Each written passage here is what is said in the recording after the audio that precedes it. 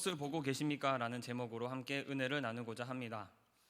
복음서의 당시에는 예수님께서 공생의 활동을 하시던 당시에는 유대인들에게 네 개의 대표적인 당파들이 있었습니다. 바리새인과 서기관, 그리고 셀롯 당원들, 사두개인들, 에세네파, 이렇게 네 가지입니다.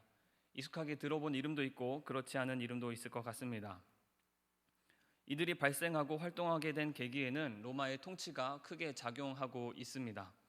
황제가 신의 아들이며 섬겨야 할 유일한 통치자임을 천명하는 로마의 지배 구조는 우리 하나님을 유일하신 하나님으로 주인으로 모시는 이스라엘과 양립할 수가 없었습니다. 로마는 속국의 종교와 자유를 보장하였지만, 그래서 우리가 보통 생각하는 일제가 조선을 탄압했듯이 로마가 이스라엘을 탄압하지는 않았습니다. 그러나 세금을 거두어 들이는 과정 속에서, 그리고 눈에 보이지 아니하는 여러 가지 작용 속에서, 힘의 원리 속에서 이스라엘 백성들은 분명히 괴로워하고 있었습니다. 강대국의 손아귀에서 벗어나기 위해서 모두가 치열하게 각자의 자리에서 고군분투를 하고 있었던 것이지요. 그렇게 유대인들이 서로 뜻이 서로 맞는 사람들끼리 힘을 모으고 분파를 만들었습니다. 대표되는 것이 바로 바리새인들입니다. 바리새인들은 애초에 말씀과 율법을 중심으로 모였습니다. 우리가 지금 왜 이렇게, 이스라엘이 왜 이토록 고난을 겪고 있는가? 그것은 하나님의 말씀을 따르지 못했기 때문이다 라는 깨달음에서 말씀을 의지하며 우리가 율법을 반드시 지켜야 한다라는 마음으로 이 바리새인들은 모이기 시작했습니다. 그러나 우리가 아는 대로 이들이 점점 변질이 되었고, 후에는 그저 겉으로 외식하는, 내가 이렇게 하나님의 말씀을 잘 따르고 있다라고 보여주기에 급급한 자들로 그 나락으로 떨어지고 말았습니다. 셀롯 당원들은 무력으로 해결하려고 하였습니다. 예수님의 제자 중에 베드로가 아닌 또 다른 시몬이 있는데, 그 시몬을 표현할 때 셀롯인 시몬이다 라고 하는데, 그가 바로 열심당원, 셀롯 당원이었던 것입니다. 셀롯 당원들은 늘 칼을 차고 다녔습니다. 예수님께서 로마 군사에게 잡힐 당시에 바로 그때 베드로가 칼을 차고 있었는데 그 칼로 말고라는 종의 귀를 쳐서 떨어뜨렸다라고 하지요. 그래서 어떤 이들은 베드로도 열심당원이었다, 셀롯 당원이었다라고 추정하고 있습니다. 우리나라의 민속놀이인 스타크래프트라는 게임 속에 프로토스라는 종족이 나옵니다. 그런데 그 프로토스 종족 중에 질럿이라는 유닛이 있는데, 질럿이 바로 셀롯이지요. 그 질럿은 양손에 칼을 하나씩 2개 들고 있습니다. 셀롯 당원이 칼을 차고 있다고 했잖아요. 스타크래프트가 얼마나 성경적인 게임인지를 알 수가 있습니다. 또 사두개인들이라는 분파가 있었습니다. 이들은 굉장히 엘리트였고 그 다음에 귀족이었습니다. 그런데 이들은 로마의 권력에 합세하여서 그들의 현재의 자리를 지키고자 하였고 많은 이득을 누리고자 하였습니다. 에세네파는 현실을 등지고 광야로 나갔습니다. 마치 수도원에 틀어박힌 수도승의 삶처럼 그들은 광야로, 굴 속으로 들어가 거기서 그저 자기들끼리 하나님의 말씀을 묵상하고 영성 훈련에 집중하였습니다. 세례 요한이 광야에서 활동을 했지요. 그런 것을 보며 혹시 세례 요한도 에세네파가 아니었나 보는 견해도 있습니다. 이토록 각자의 방식대로 위기를 타개할 방식을 모색하였습니다. 각자가 이 로마의 탄압에서 지금 하나님 나라의 그 권세를 누려야 할, 하나님께서 택하신 민족인 우리들이 왜 지금 이 모양 이 꼴로 있어야 하는가? 우리가 이 위기를 벗어나자라고 여러 사람들이 여러 가지 모양과 방식으로 그렇게 달려가고 있었습니다. 그런데 그들이 보기에 예수님은 너무나 동떨어진 삶이었던 것이죠. 예수님께서는 로마의 압제에, 또한 그들의 정치적인, 그들의 지도하는 방식이나 여러 가지 것들에 대해서 전혀 아무 말씀도 언급도 하지 않으셨습니다. 그토록 수많은 사람들이, 대중들이 모여서 저분이 바로 그리스도다, 메시아다라고 외침에도 불구하고 예수님께서는 로마의 압제에서 어떻게 벗어나야 할까 가르치지도 않으셨고 대중들을 이끌지도 않으셨습니다.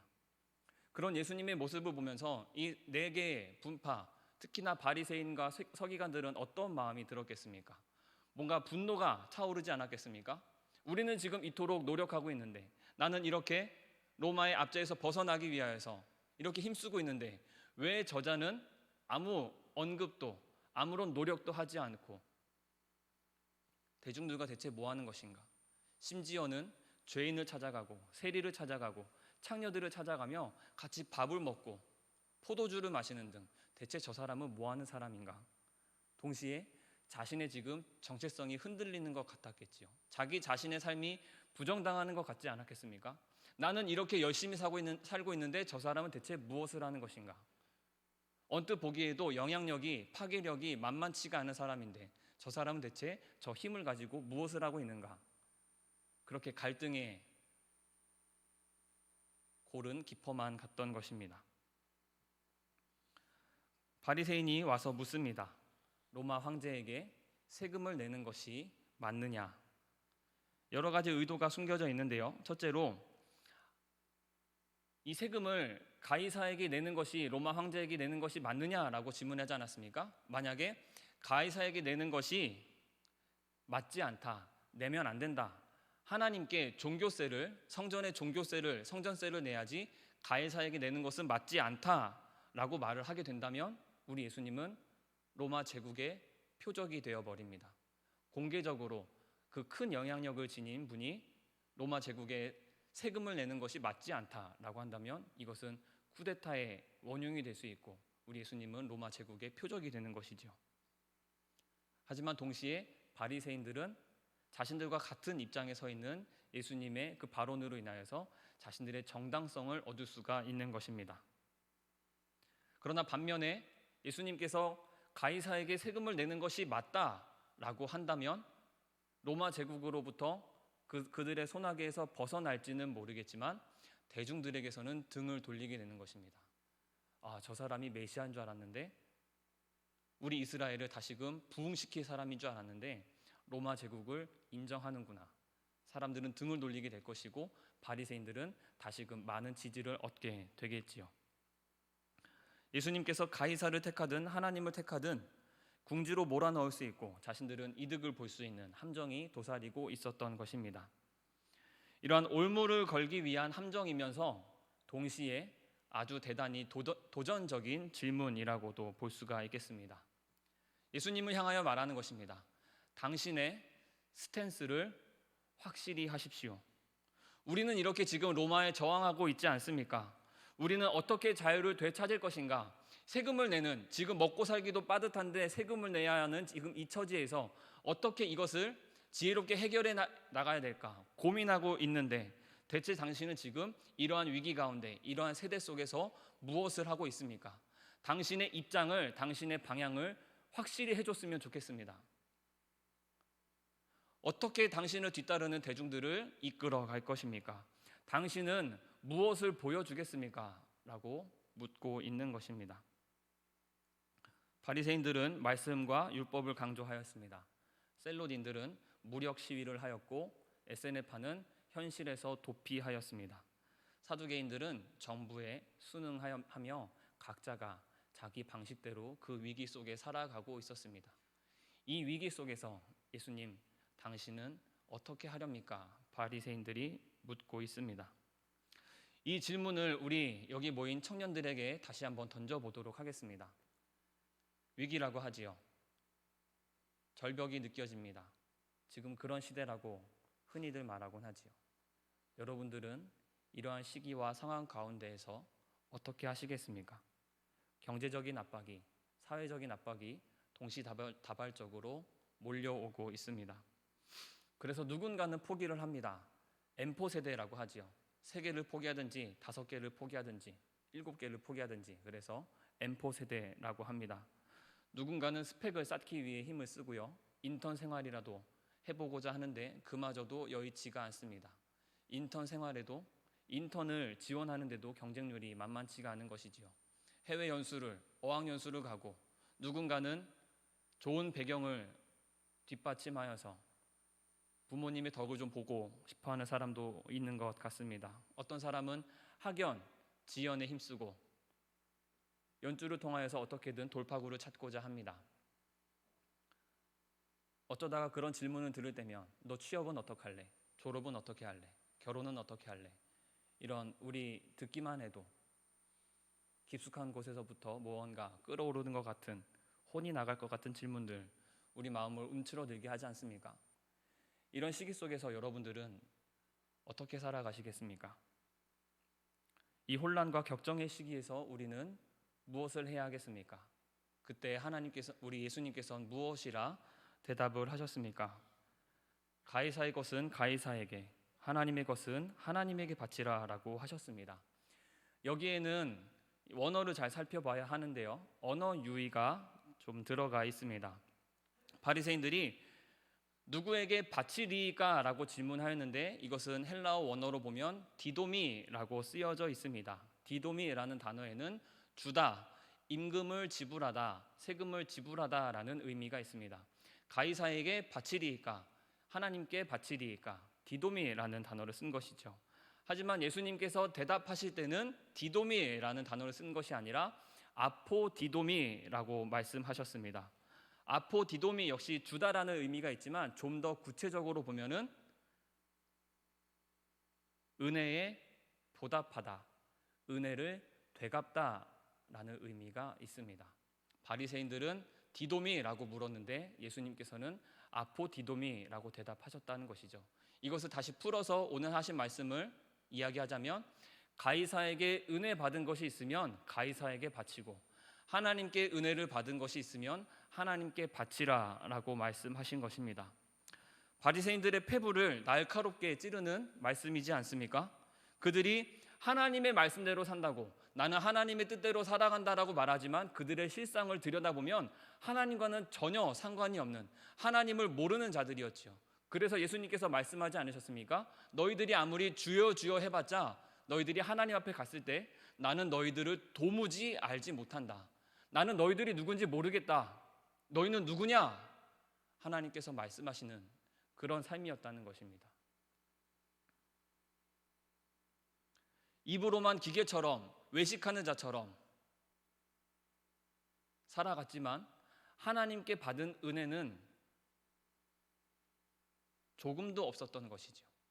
그래서 하나님께서 하나님께 은혜를 받았으면 하나님께 은혜를 되갚으라라는 그 말이 그들에게는 충격적으로 다가오고 입 하나 열 수 없을 만큼 당황스러운 말이었던 것입니다.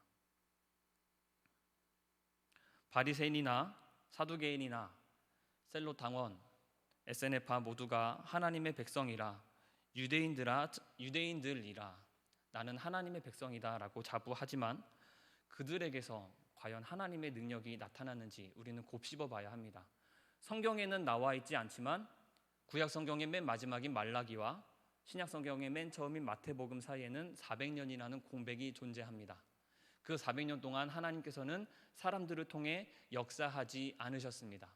이토록 많은 사람들이 나는 하나님의 사람입니다, 로마의 압제부터 벗어나기 위해서 우리는 이렇게 노력합니다 라고 외치고 있었지만 하나님께서는 정작 400년 동안 역사하지 않으셨던 것이지요. 왜냐하면 그들이 하나님께 받은 은혜가 없었기 때문에, 하나님을 찾지 않았기 때문에, 중심에 하나님이 없었기 때문입니다. 그들의 내면에는 하나님이 아니라 자기 자신이 주인이 되어서 자신의 논리대로 자신이 편하게 누리고자 이 생에서 좋은 것 먹고 좋은 것 마시고 살기 위한 수단밖에는 되지 않았나 보게 됩니다. 예수님께서 말씀하십니다. 하나님의 은혜를 갈망하며 하나님을 바라보라. 하나님의 은혜를 입었다면 하나님께 다시금 그 은혜를 바치라, 되갚으라 하십니다. 하나님의 섭리대로, 하나님의 말씀대로 살아가라고 하십니다. 여러분들께 다시금 묻겠습니다. 여러분은 무엇을 보고 계십니까? 여러분이 그토록 치열하게 고뇌하고 압박을 벗어나 극복하기 위해 하는 모든 노력들은 그 중심에는 결론에는 하나님께서 계십니까? 아니면 이 세상의 논리와 방법을 따르며 어쩔 수 없다라는 핑계로 그들과 같이 그리스도인으로서 조금의 구별성이 없이 살아가고 있지는 않습니까? 여러분들은 내가 잘 먹고 잘 살기 위해서 지금 노력하고 있습니까? 아니면 하나님께 받은 은혜를 갚고자 노력하기 위하여 살아가고 있습니까? 저는 여러분들에게 스펙을 쌓는 모든 노력들이 헛된 것이다라고 말씀드리는 것이 아닙니다. 지금 우리가 하는 모든 노력들, 어떤 청년들은 창업을 하지요. 어떤 청년들은 인턴을 합니다. 연수를 갑니다. 맞습니다. 해야 됩니다. 요즘엔 그렇지 않고는 살아남을 수 없는 현실과 환경이라는 것 너무나 잘 알고 있습니다. 그런데 그 중심에 과연 무엇이 있느냐라는 말입니다. 그토록 치열하게 살고 있는 그 삶 가운데 하나님께서 계셔서 하나님과 호흡하고 하나님과 대화하며 살고 계시냐는 말입니다. 그렇게 수많은 분파들이 대표적인 4개 분파뿐만이 아니라 많은 사람들이 그렇게 자기의 논리대로 나는 이것이 맞다라고 말하며 하나님의 말씀대로 살아갔습니다. 그런데 우리 예수님께서 왜 그렇게 죄인들을, 세리들을, 창녀들을, 병에 걸린 자들을 왜 그렇게 찾아가셨습니까? 정작 하나님의 나라가, 하나님의 공의가 이루어지지 않고 있었기 때문이지요. 병든 자가, 죽어가는 자가, 신음하는 자들이 있는데 하나님의 말씀이 갈급하고 하나님의 도우심이 필요한 자들이 있는데 자기 입신양면에만 관심이 있을 뿐 지금 옆에 있는 내 이웃들을 위한 하나님의 은혜의 손길은 찾아볼 수가 없었기 때문 아니겠습니까? 우리 든든한 교회 청년부 여기 계신 모든 한 사람 한 사람 위에 그 중심에 하나님께서 계시기를 간절히 소망합니다. 여러분께서 바라보고 있는 것, 여러분이 노력하는 그 모든 일들 중심에 우리 하나님께서 계셔서 하나님께서 주신 은혜대로 살아가는, 그리하여 그 은혜로 이 세상을 변화시키는 아름다운 하나님의 사람들 되시기를 바랍니다.